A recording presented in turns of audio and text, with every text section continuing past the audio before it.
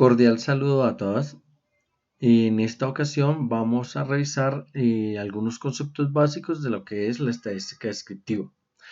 Partamos del hecho de saber que la estadística descriptiva es un estudio, o el estudio de la estadística viene de hace más de 4000 años, y los datos o algunas de las cuestiones que se conocen son censos chinos que se realizaron, y sin embargo los romanos fueron aquellos que se hicieron un censo en los cuales tomaban diferentes datos, lo hacían cada 5 años y hacían los recuentos de muchas cosas. Quiere decir que la estadística descriptiva nace con la necesidad de contar cosas y a partir de eso poder identificar otras.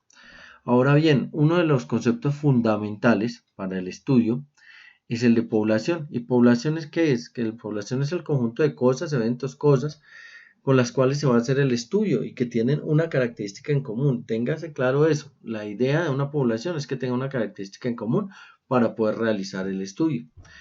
Otro, la muestra. ¿Qué es la muestra? La muestra es el subconjunto o una parte de esa población, y la idea es que se muestre, se tome una muestra al azar para lograr un estudio representativo y que se puedan lograr conclusiones que sean más acordes con lo que nosotros queremos saber acerca de la población.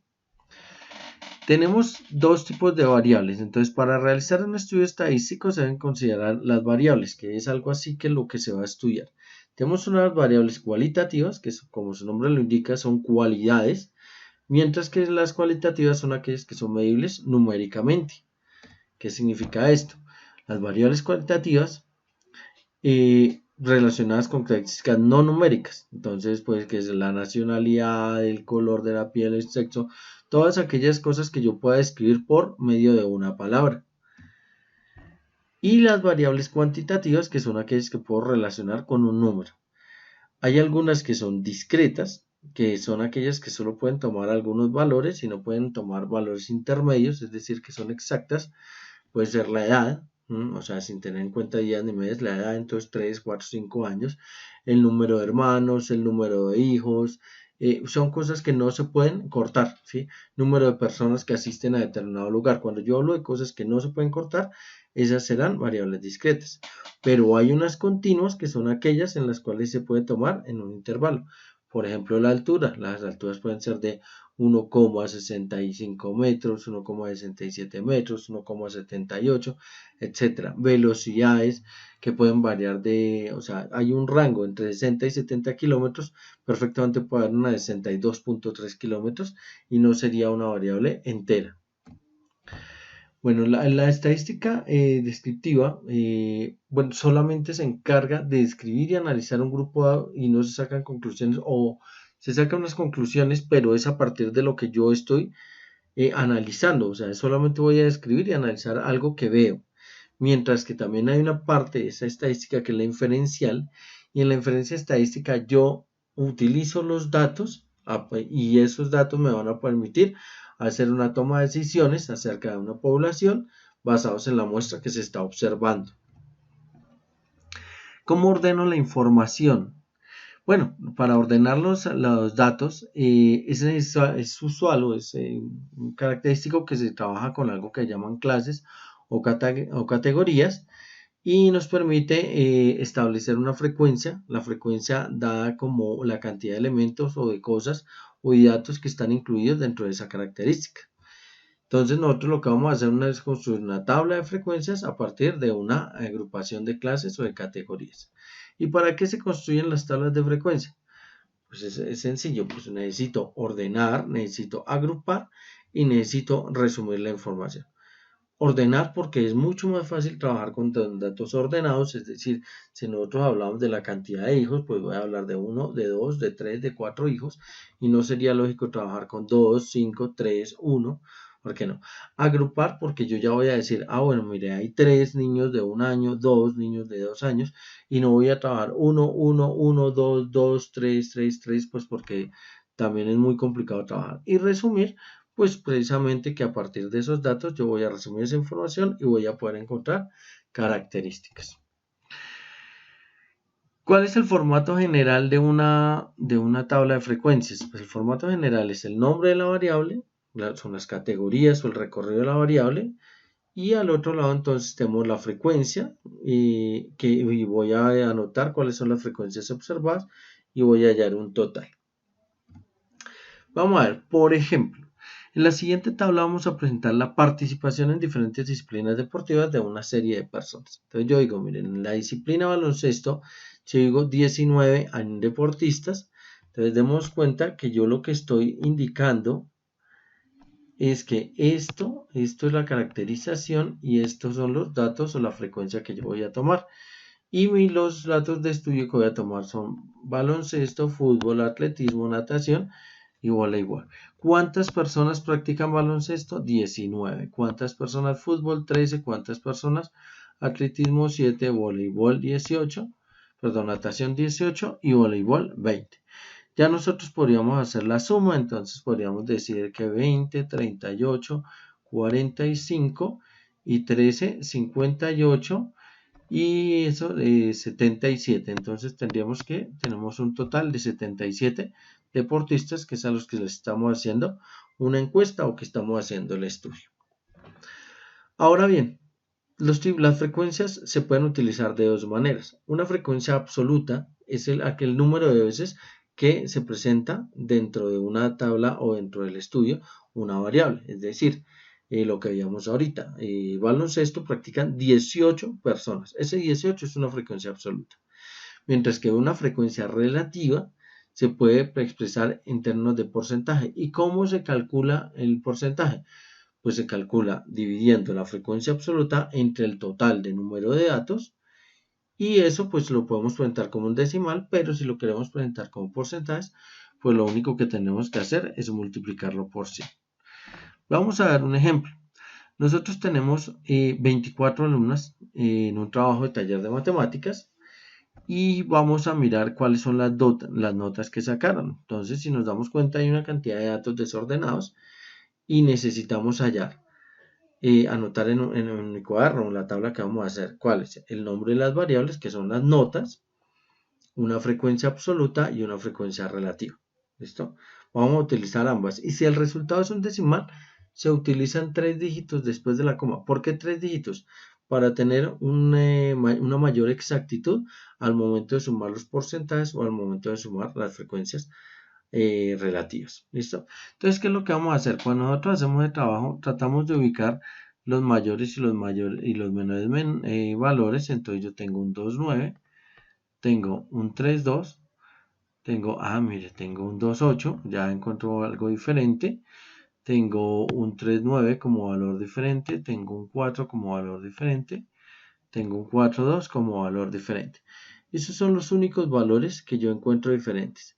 En este caso, pues puedo hacer una tabla utilizando esos 6 valores y anotando cuál es el resultado de cada uno de ellos. Entonces, veamos a ver. Lo primero que hago para construir la tabla es anotar esos 2, 4, 6 valores. Y vamos a empezar a buscar dentro de la tabla cuántos aparecen. Entonces, ¿qué quiere decir? Yo cojo la tabla y lo único que tendría que hacer es contar bueno, comenzaríamos con el 28, perdón. Entonces, del 28 ahora a 1 y no veo más. Entonces, yo voy y busco allí en mi tabla y anotar el 1, del 29 la cantidad de datos que aparezcan, sucesivamente. Y pues como ya los conté, entonces diría del 28, entonces digo que aparecía 1, del 6,2, del 29, 6, del 32, 4, del 39, 4, del 46 y del 42, 3 para un total de 24. Vamos a ver, efectivamente tenemos 1, 2, 4, 6 por 2 y 4, tenemos 24 datos. Cuando yo sume la frecuencia absoluta me tienen que dar esos 24 datos. ¿Qué es la frecuencia relativa? Entonces nos decía que cogiéramos el primer número y lo dividiéramos en el total. 1 dividido en 24, luego coger el 6 dividido en 24, el 4 dividido en 24 y así sucesivamente. Y vamos a anotar los datos en la frecuencia relativa. Y nos dan los siguientes: 0,041, 0,250, 0,167, 0,167, 0,250 y 0,125. Cuando yo sumo todo eso, me da 1. ¿Qué significa ese 1? Ese 1 lo puedo interpretar casi como un 100%. ¿Mm? Y vamos a mirar en el porcentaje a ver qué es lo que sucede. Cuando yo lo paso a porcentaje, como lo multiplico por 100, lo que hago es correr la coma dos veces. Y se dan cuenta, entonces en el primero nos queda 44,1, el siguiente 25, 16,7 y bueno, el resto de datos. Y eso efectivamente nos suma un 100%. Entonces, la suma de las frecuencias relativas o las frecuencias relativas porcentuales tiene que darme un 100% o un 1. Es posible que les dé un 0,99. Esto quiere decir que hay algunos números decimales que nos dan un rango de error, pero el rango de error no puede ser más allá de 0,99 a 1 o de 99% a 100%. Ahora bien, eso es solo cuando trabajamos con una cantidad pequeña de datos, pero ¿qué pasa si se trabajan muchos datos?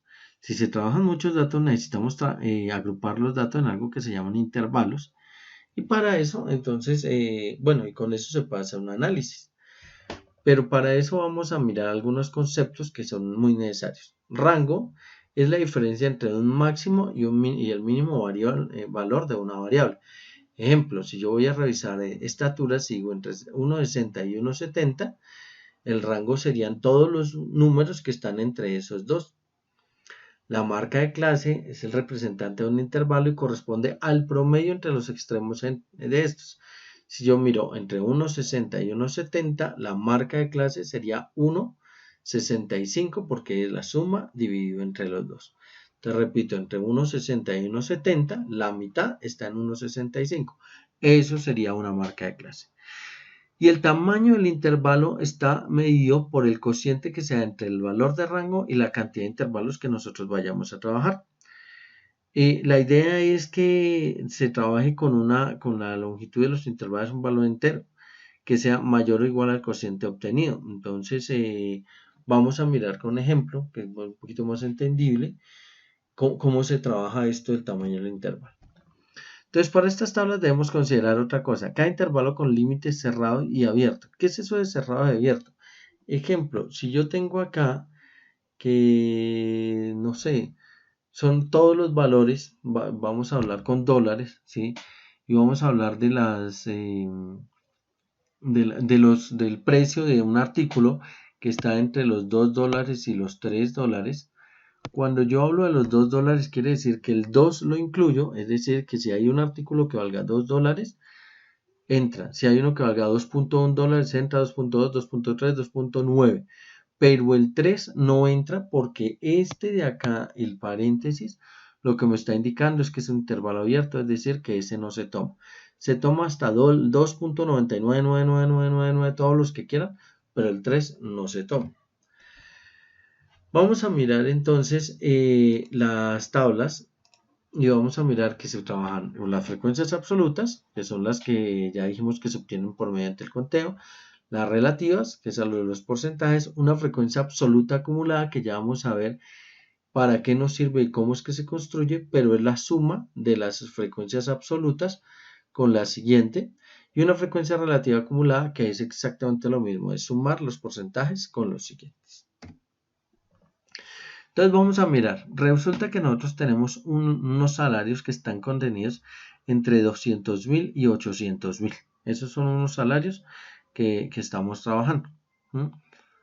Tenemos bien entonces que hay una cantidad de datos, se pueden dar muchísimos datos entre eso, porque se puede dar desde 210.000, 220.000, 230.000, 240.000, etcétera. Entonces por eso los tratamos de condensar en una marca de clase.